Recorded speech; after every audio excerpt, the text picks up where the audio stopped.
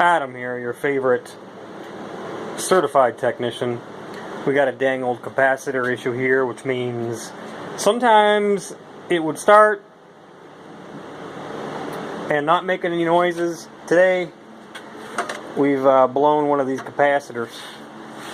Long story short, always treat these capacitors as live. Make sure to discharge them before you go replacing things. Otherwise, you might have yourself a shock. I've discharged all these capacitors. They have specific ratings on the side of them that you should pay attention to. And I am going to go ahead and replace this capacitor. So I'll just pop you over here somewhere while I do that. And if all goes well, then it should be Miller time, you know, in a few minutes. It's not rocket science, but then again, you should not screw with this if you don't know what you're doing.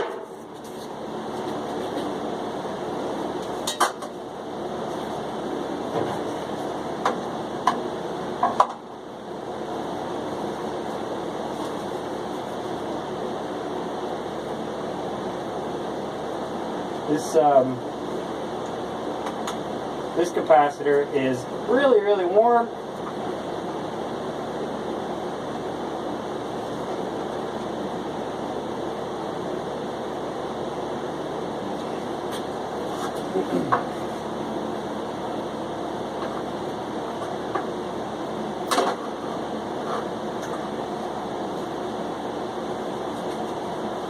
I had higher hopes for this one. I had higher hopes for this capacitor, but she is leaking. So, yeah, now at this point, you could just replace it. I'm going to go a little bit further and redo the connector on one of these guys.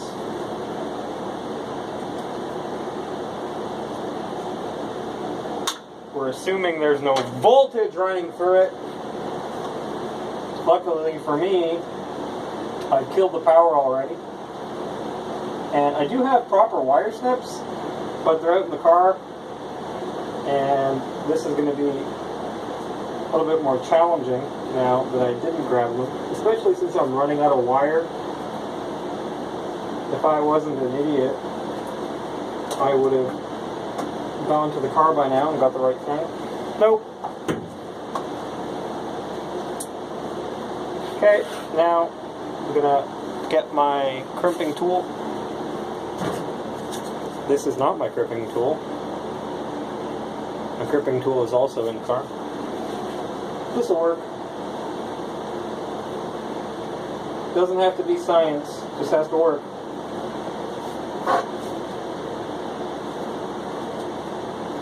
That capacitor was on its way out anyway.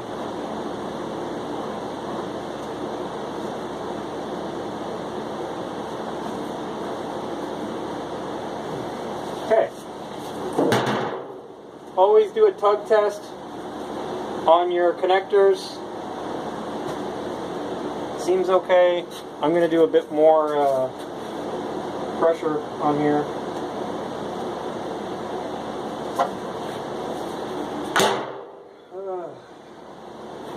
Alright, now for the moderately stressful part is reconnecting the new one. I say moderately stressful because I'm hoping this works. Again, assume everything is live until you know otherwise. Okay, no major sparks. By spark, I mean discharge. I know the power's off, but this thing is a capacitor. It will discharge a voltage, which will look like a spark, and it will shock you. Kind of running out of space in here.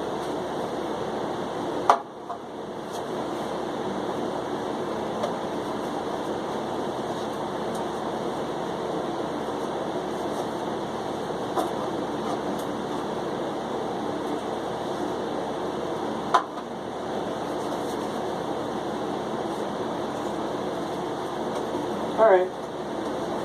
Well, I might have to invest in getting more wire in the future.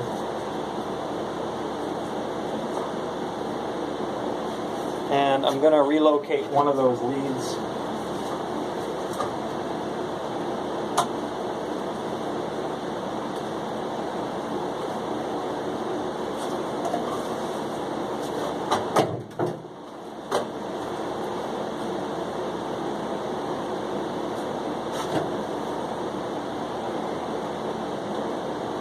I'm being extra cautious by assuming it's live, even though I know it's not.